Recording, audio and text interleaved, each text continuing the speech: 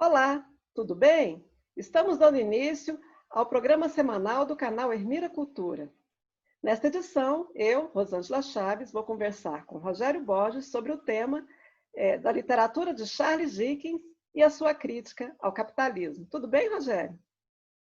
Oi, Rosângela, tudo bem? Um alô também para todo mundo que acompanha aqui o canal da Ermira no YouTube. Hoje a gente vai falar de um gigante da literatura que é o Dickens, cuja morte, né, completou-se agora 150 anos, né, Rosângela? Pois é. Bom, e antes da gente começar, eu queria pedir aos internautas que nos assistem que se inscrevam no canal, que curtam, né, os nossos vídeos, compartilhem para a gente poder alcançar maior alcance do nosso trabalho. E também eu peço que visitem o site da Ermira Cultura, no endereço da ermiracultura.com.br. O site ele é atualizado toda semana com entrevistas, ensaios, artigos, crônicas. Então, sempre com muito conteúdo na área de cultura, filosofia, ciências humanas, né, áreas afins, um conteúdo bem interessante, né, Rogério? Exatamente, a gente convida vocês a dar uma espiada lá, temos um time de colaboradores de primeira, num conteúdo que você só vai encontrar lá, viu? Você não encontra em qualquer lugar, não, só vai encontrar lá na Ermira. Dá uma conferida lá. É verdade. Bom, então, para a gente começar o nosso papo, só fazendo aqui uma introdução a respeito desse grande nome, né, que é o Charles Dickens, que se celebrou no último dia 9 de junho os 150 anos da sua morte, né? E pensar que quando ele morreu há 150 anos, a cidade de Londres praticamente parou para chorar um dos seus artistas mais idolatrados, né?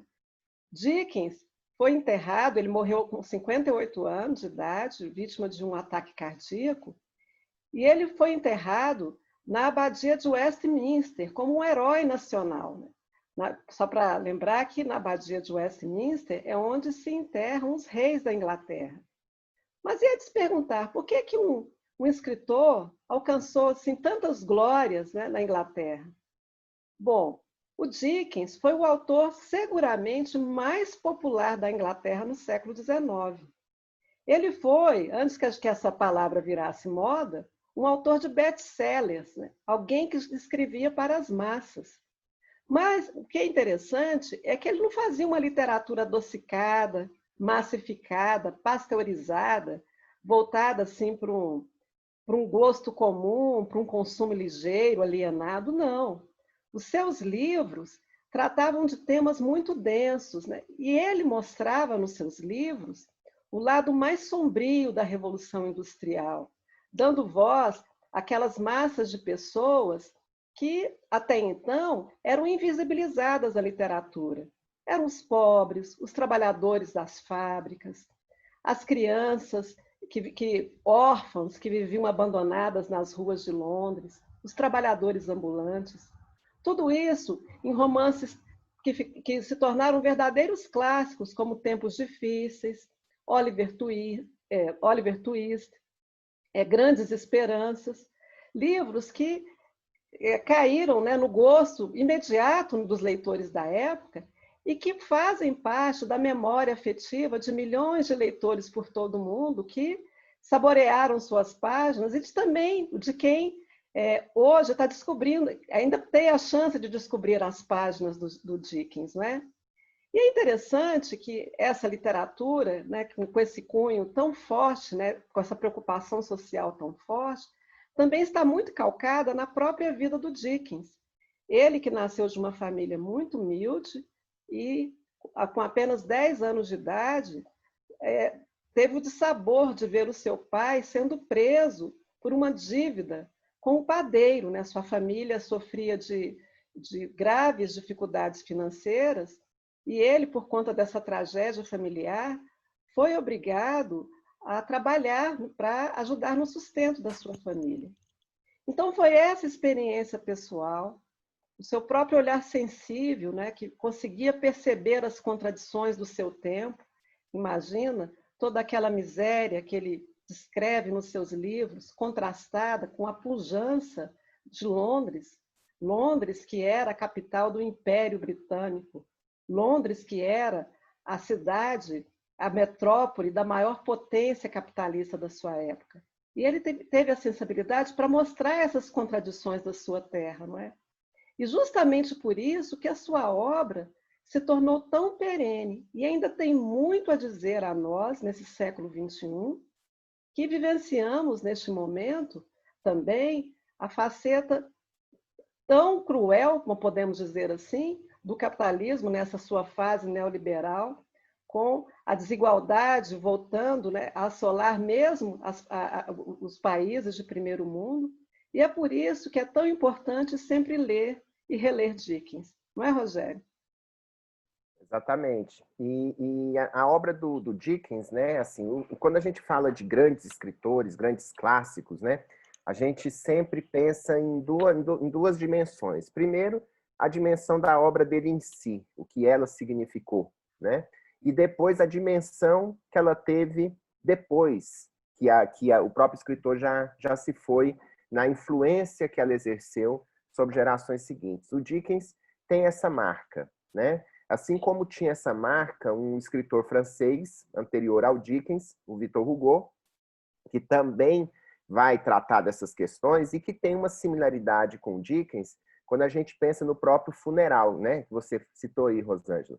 O Victor Hugo, quando ele morreu, dezenas de milhares de pessoas levaram o seu cortejo até o cemitério de Père Lachaise. Hoje, os restos mortais do Victor Hugo estão no Panteão, que é o local dos heróis franceses, ali perto da Sorbonne, ali em Paris. Mas, naquele momento, ele foi levado ao Père Lachaise por um cortejo que nem muitos reis franceses não tiveram, né? Porque ele era adorado. E quando a gente pensa no Dickens, acontece algo igual, né? Quer dizer, o pessoal de Londres levando o cortejo, o féretro do Dickens até a abadia de Westminster, como a Rosângela falou, onde estão os reis e as rainhas ingleses, né? Onde estão os grandes heróis da Inglaterra, como Sir Isaac Newton, né? Estão ali enterrados. E o Dickens ganhou essa honra, né, de estar ali entre os grandes. Isso acontece porque o Dickens, a exemplo do Victor Hugo, o Dickens ajuda a formatar o que a gente pode chamar de romance moderno.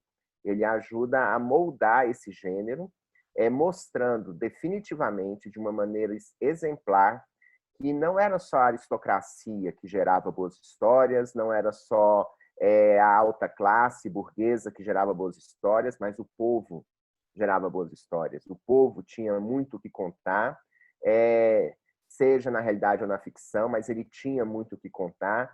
E é algo que o Victor Hugo faz nos Miseráveis, né, que é o seu grande, na minha opinião, sua grande obra-prima do Victor Hugo, né? Ele tem livros até mais famosos, como Corcunda de Notre Dame, mas Os Miseráveis é com certeza o seu grande épico, né?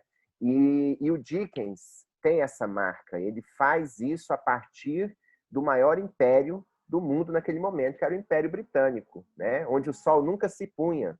E é verdade, né? Em todo o globo, a Inglaterra tinha tantas possessões no globo que o sol nunca se punha, sempre tinha um sol raiando em alguma dessas possessões em torno da Terra, do Império Britânico no século XIX. A maior potência econômica, o berço do capitalismo industrial, o berço da Revolução Industrial. Então, o Dickens ele é uma voz extremamente importante a partir desse lugar de fala privilegiado. Então, as obras do Dickens são realmente basilares, elas são seminais em muitos aspectos, de gerações e mais gerações de escritores, de romancistas que vieram depois dele. É interessante você fazer esse paralelo do Dickens, né, com o Victor Hugo, e a gente pode também lembrar do Émile Zola, né, que escreveu também, mais ou menos contemporâneo desses autores, mas faz uma obra ali mais na segunda metade do século XIX, não é? E escreveu também um grande clássico, que é Germinal, sobre a situação dos mineiros na França, e inclusive escrevendo, né, o começo ali de uma organização sindical, de uma greve de mineiros, e as consequências trágicas que advêm desse primeiro movimento também dos trabalhadores. mas ele também tem a preocupação de mostrar essa população da França, a população de Paris, mesmo ali do interior, que não costumava figurar como os heróis dos romances.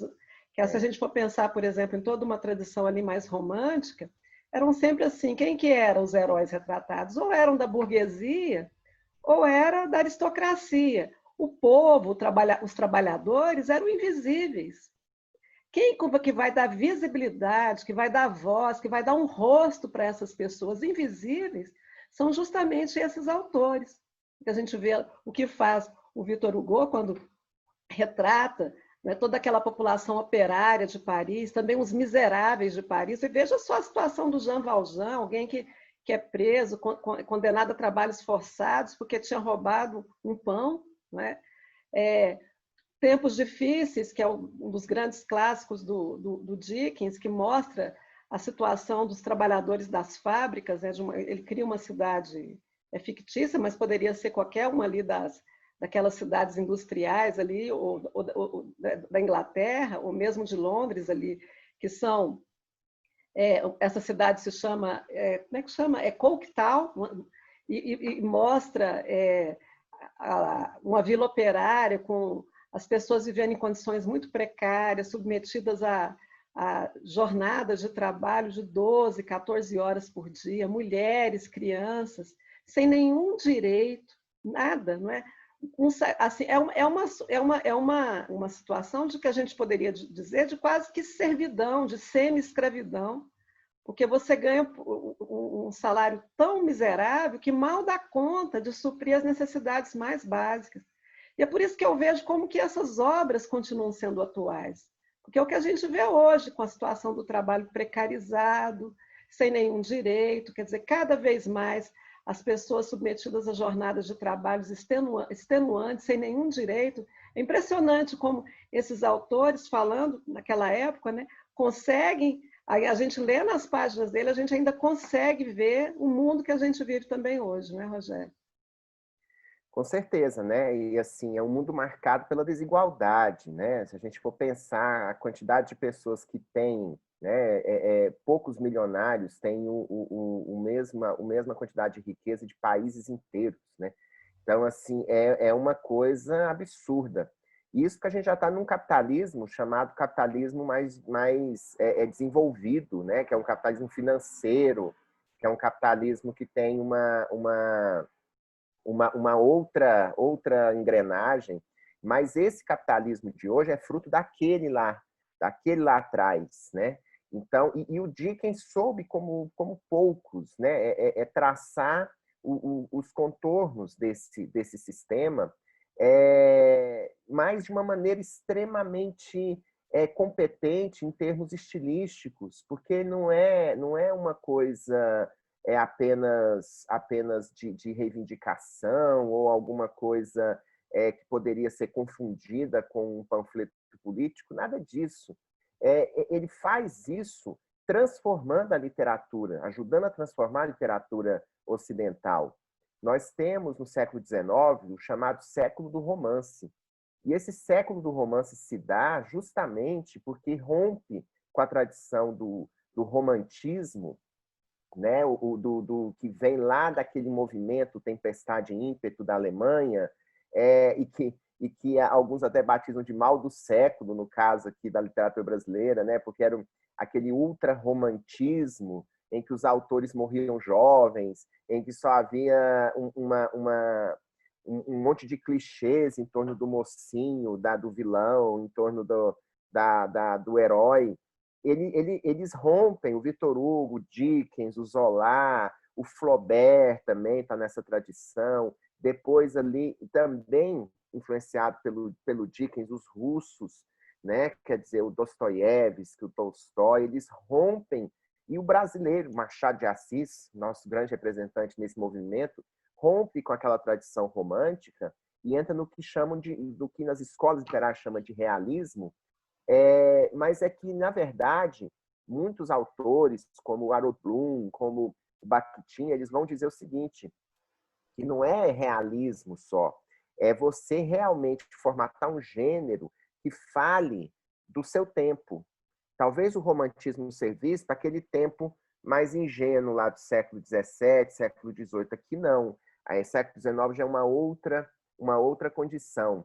Então, o Victor Hugo, por exemplo, ele era fã do Chateaubriand, né? do grande escritor do século XVIII na França, né? Mas ele faz algo totalmente diferente do Chateaubriand. Ele muda essa tradição. Mas uma coisa, o Machado aqui no Brasil, ele é um cara que é discípulo do José de Alencar, mas a literatura do Machado é completamente diferente, sobretudo da segunda parte, o segundo Machado, que eles chamam, né? Que é a parte final da vida do Machado, que é a parte dos grandes romances do Machado, como Dom Casmurro, Memórias Póstumas. Esse Machado já é completamente diferente dos seus inspiradores lá de trás, dos seus ídolos. O Dickens faz algo parecido, né? Quer dizer, ele deixa também as tradições, como, por exemplo, do Richardson, que era um grande nome da literatura inglesa de então, ele rompe com essa tradição para buscar uma outra tradição e ajuda a formar essa outra tradição. Então, o Dickens está entre aqueles que formatam o romance moderno no século XIX. Eu queria até trazer um tema aqui que eu sei que te interessa bastante, que é a questão do jornalismo, né?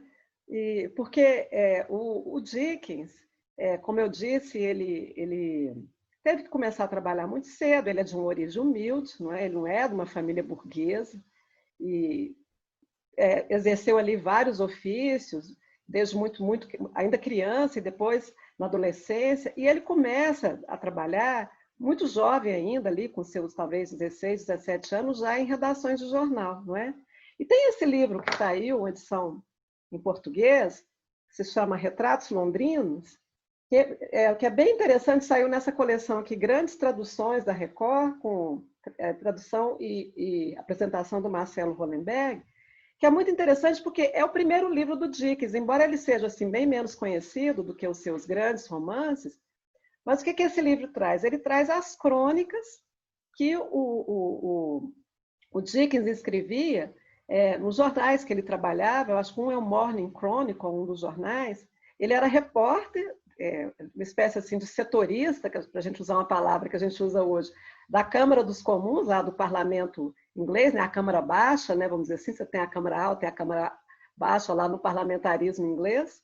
E ele cobria a Câmara dos Comuns, ali as sessões da Câmara dos Comuns, mas também escrevia crônicas sobre o cotidiano da cidade, sobre personagens, sobre os moradores dos bairros, é uma delícia de ler, são textos muito bem escritos, muito saborosos, muito irônicos, e tem duas crônicas mesmo dele que eu acho maravilhosas, que a própria cidade é a personagem dos textos.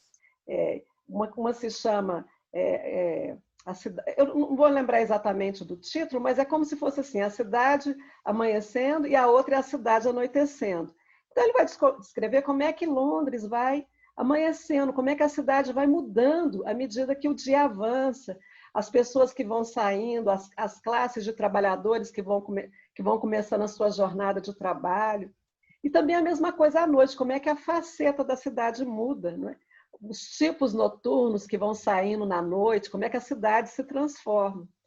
E o que eu achei interessante, que o Marcelo Hollenberg vai falar nesse livro, no prefácio ao livro, é que, vamos dizer, antes que esse termo virasse moda no século XX, né, avant la lettre, vamos dizer assim, o Dickens cria o jornalismo literário, né, que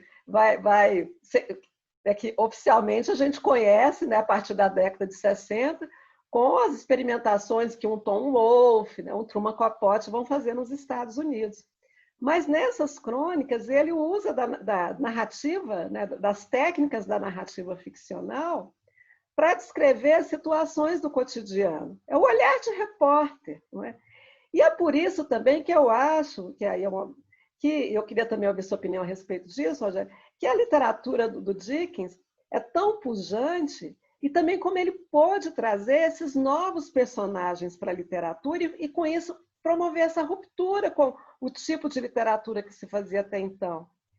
Trazendo esses personagens, como eu disse, eram invisíveis, porque são personagens com os quais ele convive no seu cotidiano de repórter. Quer dizer, esse olhar para a cidade, esse olhar para a periferia. que está muito calcado também na sua experiência jornalística, que é bem interessante. E como é que ele sabe costurar nessas crônicas o cotidiano, a realidade, também com as técnicas da ficção ali, fazendo aquele entremeamento muito interessante, que depois seria aí a matéria-prima, né, para esses grandes autores do jornalismo literário. Com certeza, Rosângela. O Dickens é um desses pioneiros, né? Antes dele, talvez o Daniel Defoe já também tenha feito isso, né? Inclusive, o Daniel Defoe tem um livro que é interessante, que é O Ano da Peste, né?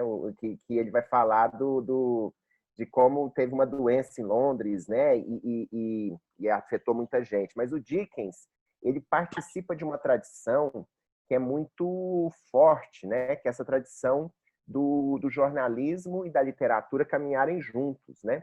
A gente tem um autor, um teórico da comunicação aqui no Brasil, o professor Ciro Marcondes Filho, da USP, ele traça uma cronologia levando em consideração esse tipo de discurso. E ele chama essa fase de jornalismo político-literário, porque os jornais eles publicavam muito artigo de opinião, geralmente de cunho político, e publicava os romances de folhetim, em capítulos, né? Estou até aqui com um dos grandes livros, grandes em todos os sentidos, né? Do Dickens, né? Que é o David Copperfield, né? Assim, É um calhamaço. ele é aquele tijolo, famoso tijolo, né? Objeto de defesa pessoal também, dependendo. Exatamente. Esse aqui dá até para fazer musculação com ele. Mas, assim, esse livro aqui, nessa edição da Kozak Naif, tem mais de 1.300 páginas, mas ela é mais pequenininha mesmo. Mas, geralmente, ele tem umas 600, 700 páginas em edições comuns, e ele foi todo publicado em capítulos nos jornais de Londres, como folhetim. Como a gente acompanha em novela, telenovela, cada semana sai um capítulo desse livro contando a história de David Copperfield, que é um órfão aí, né? Os personagens né, que são desprezados e tal, e que ganham protagonismo, né? Só um adendo, David Copperfield é bem um alter ego dele, porque também tem muitos elementos ali da própria trajetória do Dickens. Autobiográficos, né? Bastante, né? E é interessante isso, porque mostra como literatura e jornalismo estavam sempre irmanados. E quando a gente chega em meados do século XIX, de volta de 1830 a 1850, em países mais desenvolvidos, como a Inglaterra, a França, os Estados Unidos, já independente, eles conhecem o famoso boom dos jornais, a era de ouro dos jornais, em que os jornais tornam-se, porque esses países ficam mais urbanos, tem mais centros urbanos com mais gente, e as pessoas se alfabetizam. Então, o consumo do jornal passa a ser estrondoso. E aí, nesse momento, você cria a figura do repórter.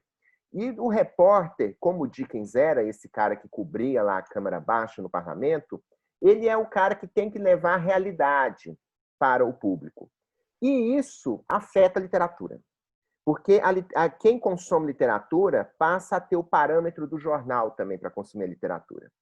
Então, mesmo nos romances de folhetim, que todo mundo sabia que era ficção, eles querem verossimilhança com a vida que se leva em torno. Então, não adianta você publicar no meio de uma sociedade em plena transformação, as histórias do rei não sei da quanto, do sultão não sei de onde. Não, isso não interessa mais. O que interessa é saber das coisas que eu possa reconhecer, que eu possa, inclusive, me reconhecer nelas. Então, essa questão da objetividade, da realidade, ela passa a permear a literatura também por causa do jornalismo. Né? E como havia muitos escritores jornalistas que faziam essa dupla jornada, né? Inclusive os grandes romancistas do século XIX, a imensa maioria deles eram jornalistas, Dickens, Dostoiévski, Machado, todos eram jornalistas. Essas pessoas vão alimentar a sua literatura do jornalismo e vão alimentar o jornalismo com sua literatura. Então, nós temos aí uma comunhão muito grande e isso também mostra essa ascensão. Tem um teórico inglês, William Watt, que ele fala da ascensão do romance, né? E a ascensão do romance é isso. são esses contextos sociais que fazem com que o romance possa ser consumido em jornais, literalmente em jornais, por meio de capítulos, em livros, mas com uma demanda por parte do público que já está mais próxima da realidade, não de fantasias absolutas como era antes, né? Então, isso uma coisa alimenta a outra nesse processo. E é interessante você dizer isso, porque a gente pode ver ali o que teóricos como o Adorno e o Horkheim só vão pensar a respeito desse fenômeno só ali no século XX, mas ali já está ali os primórdios, uma indústria cultural, porque você está criando, quer dizer, você tem um público que é um público consumidor, que quer dizer, que esse público, ao mesmo tempo que ele demanda, ele também é criado ali no movimento, não é que ao mesmo tempo que você tem a demanda do público, você tem uma indústria também que cria essa demanda, não é? E que você precisa, então, ter uma produção para atingir, não é? Esse público voraz por novidades, quer dizer, claro, porque também, de certa forma, é uma espécie, quer dizer, uma literatura de muito valor, mas ela também tem essa função também que hoje nós temos toda uma indústria de entretenimento, né? Quer dizer, é algo que é consumido com avidez. Quando eu penso, por exemplo, num autor, como você falou em vários, né? E a gente lembra ali mais também, que também é contemporâneo desses autores, que é o Alexandre Dumas, né, na França, que ele ali é realmente um precursor que a gente pensa hoje nos folhetins da Globo, nas novelas da Globo, que você tem o autor e tem uma equipe de pessoas, né, trabalhando para eles, ou mesmo os roteiristas de Hollywood, e até muitos desses produtores de best-seller aí, que lançam um best-seller a cada 6 meses, na verdade você tem uma equipe de pessoas trabalhando para você, né, que pesquisam, que redigem ali determinados trechos e você dá ali o seu crivo final. Mas, quer dizer, o autor, na verdade, ele comanda uma empresa, não é assim? É uma pessoa física e, ao mesmo tempo, uma pessoa jurídica, vamos, né, se a gente for pensar nesses termos, que está na frente de uma empresa. E o Alexandre Dumas publicou vários romances também dessa forma, para atender esse público, que é uma indústria mesmo. Ali já está se formando ali né, se a gente for pensar bem nos primórdios, mas já é uma indústria cultural, né, que ela tem que produzir para poder atender, né, a um público consumidor que cada vez aumenta mais à medida que as cidades vão ficando maiores, você tem um público, como você disse, que vai se alfabetizando. Né? Então, esse público demanda esse tipo de produto. E tem umas coisas interessantes nisso, né? Por exemplo, a chegada da luz elétrica é um negócio que é importante nesse processo. O processo de distribuição. Então, você tem também, por exemplo, as máquinas a vapor que chegam no século XIX, que vão distribuir a informação de uma maneira muito mais eficiente. Tem coisas práticas, concretas, né?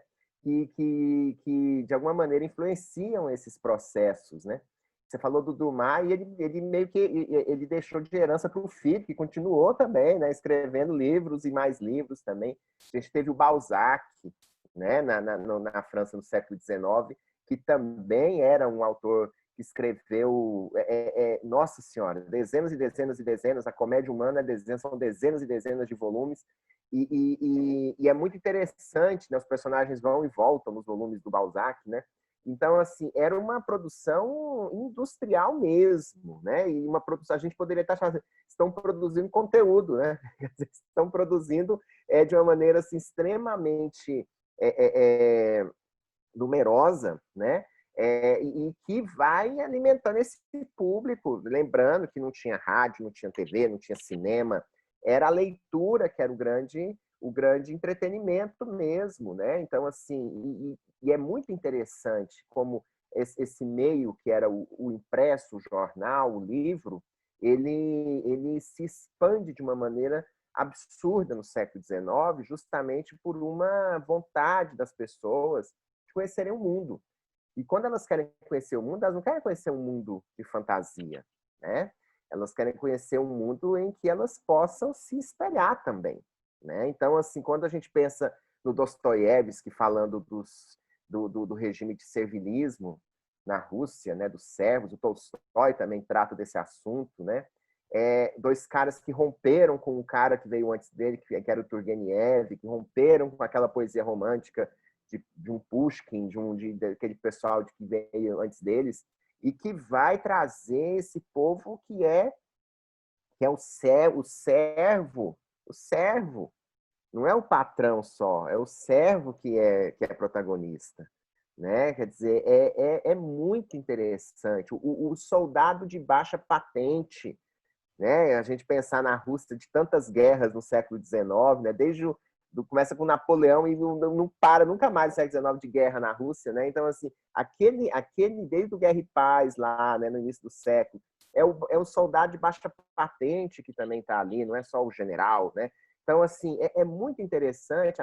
A própria, se a gente for pensar na França, né, Rosângela, a própria Madame Bovary, né? Quer dizer, é uma mulher que se casa com um cara com uma posição, mas ela não vem de uma posição alta, né? Se a gente for pensar a Naná do Zola, é uma prostituta, né? Então assim, é muito interessante ver essas pessoas e são personagens reconhecíveis. Não é o sultão, não é o califa, não é o imperador, não é o nada disso, né? É gente com que a gente encontra o tempo inteiro. Então, a gente consegue manter um diálogo ali. E isso vai perdurar o século XX inteiro. A gente lembrar dos grandes romances do século XX, tem essa mesma filosofia.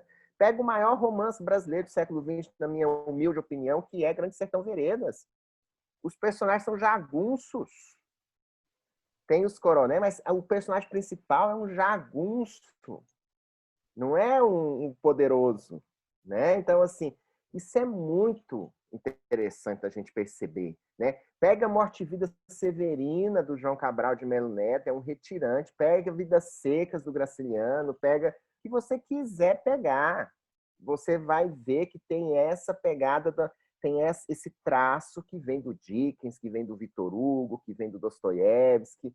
São essas pessoas que foram colocadas sob os holofotes pela primeira vez, né, no século XIX.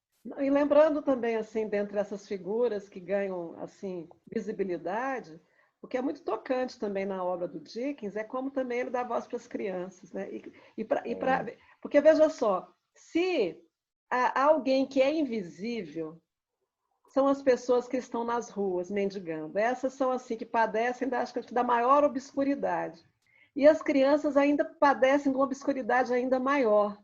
E é muito tocante como ele faz isso, né?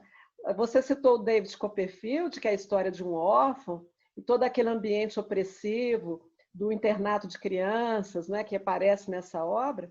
E eu trago outra aqui, que é Oliver Twist, que também é assim, uma obra tocante do menino, o Oliver Twist, que é um menino de rua, que desde que a mãe morre no parto, também é uma moradora de rua, e vai sobreviver nas ruas, daquela forma mais assim, uma história muito sofrida, né? Porque e também o que é interessante na obra do Dickens, porque não tem uma idealização da pobreza, não tem um maniqueísmo, né? Não tem aquela coisa que nós, os pobres, somos os explorados, mas somos os bonzinhos, e os ricos são os cruéis. Não tem esses maniqueísmos na obra dele.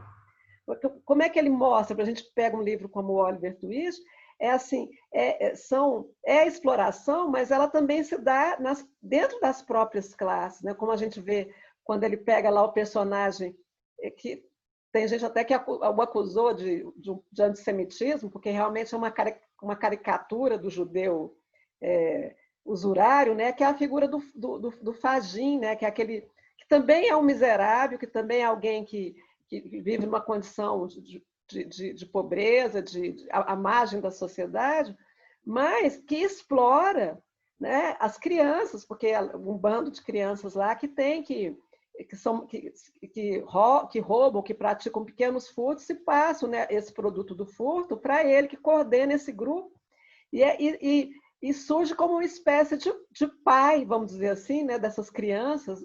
Então, isso é muito interessante também na obra dele, como que ele dá visibilidade, né, para essas pessoas que Até então eram simplesmente ignoradas, quer dizer, elas existiam, nunca deixaram de existir, mas eram ignoradas pela literatura, né? Como é que, a partir do Dickens e de outros autores também, que a gente vê essas pessoas ganhando voz, ganhando visibilidade. Com certeza, né? E assim, tô lembrando aqui daquele menino das barricadas, né? Dos Miseráveis, esqueci o nome dele Também, agora, que é um menino, ele não aparece, ele aparece pouco, né? Mas ele aparece. Mas tem a filha de criação do Jean Valjean, no Victor Hugo, né? Nos Miseráveis também, que ela vai crescendo, né? Que é uma cena assim terrível, né? Que a mãe dela morre de uma maneira brutal, né? E tal, e ela vira a menina, a filha de criação do Jean Valjean, e que também vai, né? Vai acompanhando essa infância, né? No decorrer do tempo. E é interessante isso, né? Assim, a criança, né? A gente, e aí também a gente teve, né? A partir desses caras, o aval para que outros explorassem esses personagens, né?